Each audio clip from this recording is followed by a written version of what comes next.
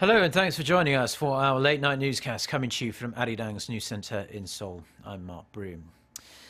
Our top story tonight, a massive demonstration is still underway in central Seoul. It's the third mass protest since the Choi Soon-sil scandal broke, and this is by far and away the largest yet.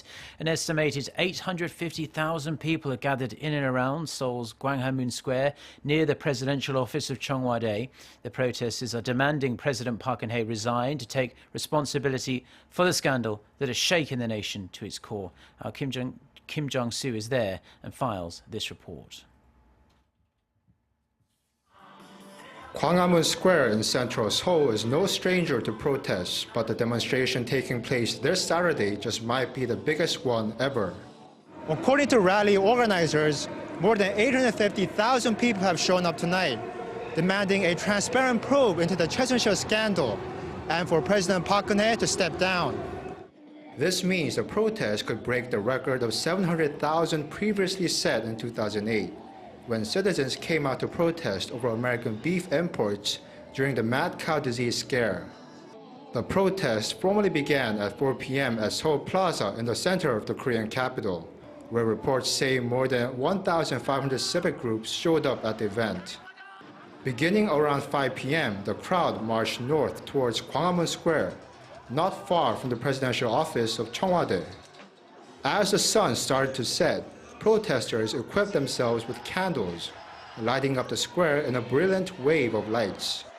It's said citizens joined the protest from all over the nation. About 20,000 came from the southern cities of Busan and Ulsan, while 10,000 came from the southwestern city of Gwangju. I came from Incheon to attend today's protest. I believe in Korea's democracy, and I want to show my two children that justice will be served to the current administration. I'm a history major in school right now. Korea fought long and hard for its democratic system, and I believe we are sending a strong message in support of its democratic history through this protest. Police deployed more than 25,000 personnel to monitor the crowd and prepare against any possible altercations. Some of Korea's big-name politicians also joined the protest. They include leaders and senior officials from Korea's three opposition parties: the Democratic Party of Korea, the People's Party, and the Justice Party. It's also believed that some members of the ruling Henry Party were also in attendance. Kim Jong-soo, Arirang News. Now, over at Cheongwadae, the presidential office is keeping a close eye on the development of the protests, with top aides discussing measures to calm public anger and continue state affairs as smoothly as is possible. The top office has also upped security around its vicinity, as the court gave the nod to protesters' request to march up to the boulevard closest to the Blue House for the first time, citing the freedom of assembly. The police had earlier banned their approach to that point. Since last weekend's protest, the top office has said it humbly accepts the people's message and is taking the situation very seriously. The Special Investigative Unit probing the Choi Soon-sil scandal has summoned a top executive of Samsung Electronics in an attempt to get to the bottom of why the company gave around $3 million to a private company run by the Choi family. Samsung's president for corporate relations, Park Sang-jin, is currently being quizzed by prosecutors over the payments made last year. The money was reportedly spent on buying a horse for Choi's daughter and supporting her while she trained overseas. Samsung Electronics said the money was given to support Korea's equestrian program, but prosecutors want to find out from Park, who is also the head of the Korea Equestrian Federation, why the money was solely used for Choi's daughter. The questioning session comes a matter of days after prosecutors raided Samsung Electronics' headquarters in Seoul. US President-elect Donald Trump has reshuffled his White House transition team. He has put Vice President-elect Mike Pence in charge of leading efforts to select the key members of his administration. Park Ji-won has more. 3 days after his historic election victory, U.S. President-elect Donald Trump has reorganized his presidential transition team, putting Vice President-elect Mike Pence in charge of it. New Jersey Governor Chris Christie, who had been serving as the team's chairman, will remain as one of the vice chairs. Former Republican presidential candidate Ben Carson, former House Speaker Newt Gingrich, and former New York City Mayor Rudy Giuliani are listed among the 6 vice chairs, along with Christie. With the reshuffle, Pence will take over the urgent task of selecting more than a dozen cabinet officials and hundreds of appointments of key government officials by January 20th, when Trump is inaugurated.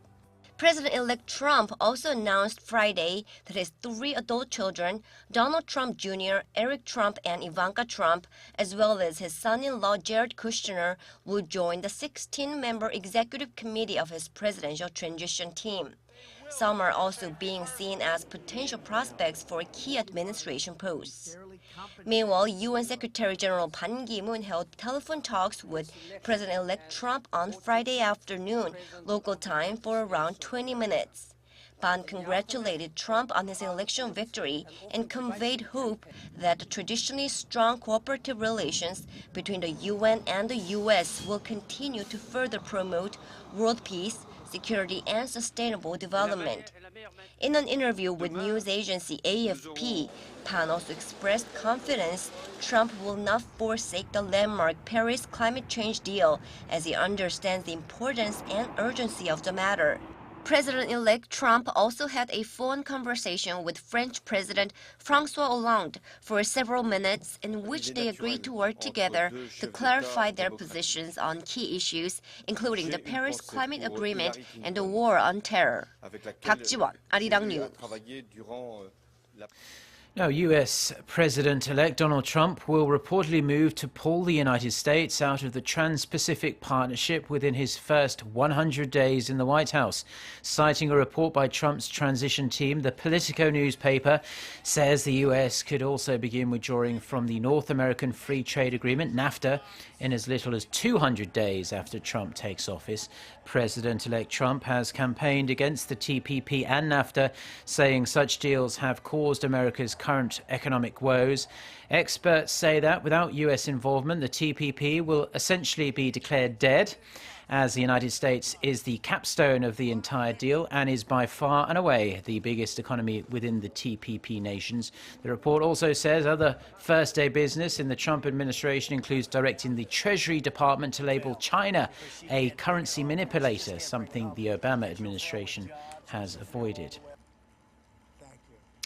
South Korea will reportedly sign a bilateral military intelligence sharing pact with Japan in the next 48 hours or so, despite strong objections from the opposition parties. A government source says the two sides will tentatively sign the General Security of Military Information Agreement during talks in Tokyo on Monday. Seoul's defense ministry announced on Friday that the tentative signing will come early next week without specifying the date. The two governments have said the agreement will be signed within this year, but could be finalised as early as this month if the current pace of negotiations continues. Under the deal, South Korea will directly be able to receive information on North Korea's missiles from Japan's surveillance satellites. The first iteration of the pact failed to materialise in 2012, as critics in South Korea accused the government of trying to seal the deal behind closed doors. Korea's Coast Guard has again clashed with Chinese boats attempting to fish illegally in Korean waters. The Ministry of Public Safety and Security says the Coast Guard was deployed at around 11 a.m. this morning to disperse more than 30 100-ton vessels that were poaching in West Sea waters some 70 kilometers southwest of the western island of Socheongdo. After ignoring radio calls for them to leave and heading toward Coast Guard vessels aggressively, the Coast Guard fired scores of machine gun rounds into the air to scare them off. No one was thought to be hurt, but the condition of the Chinese boats wasn't confirmed as they fled. The Coast Guard announced in October that it would pursue a more aggressive firearms policy with Chinese trawlers. Disputes over illegal fishing have affected relations between Seoul and Beijing for years now, and there have been numerous, often violent clashes between the Korean Coast Guard and Chinese crew members. Now, the change of seasons can cause people to come down with a cold or catch the flu. It can also trigger certain skin conditions as well. For a closer look at one of the more common conditions, Kim Mo-kyun reports. Psoriasis is a skin disease which is characterized by patches of abnormal skin. The patches are usually red, itchy, and scaly. Because of this, many people do not recognize the seriousness of the disease, but research shows that patients suffering from intensive psoriasis are even less satisfied with their lives compared to diabetes and cancer patients. Psoriasis is a disease visible to the eye, but it's not contagious. However, treatment is important because it could cause depression as patients tend to avoid meeting other people when they see symptoms. More than 160,000 people in Korea suffer from psoriasis. Though there is no known cure as of today, doctors say there are several ways to ease psoriasis symptoms. First, one must drink enough water up to 2.5 liters daily. Showers should last for at least 20 minutes with lukewarm water and only wash areas that are prone to profuse sweating. And moisturizers should be applied to the patient's body within 3 minutes after shower. The best way to prevent the disease from getting worse is providing continuous moisture care to our bodies during our daily lives. Kim Mo-kyun, Arirang News. And those are the stories we have for you at this hour. For more of the latest, don't forget to check out the website arirang.com/news. Do enjoy the rest of your weekend. Goodbye.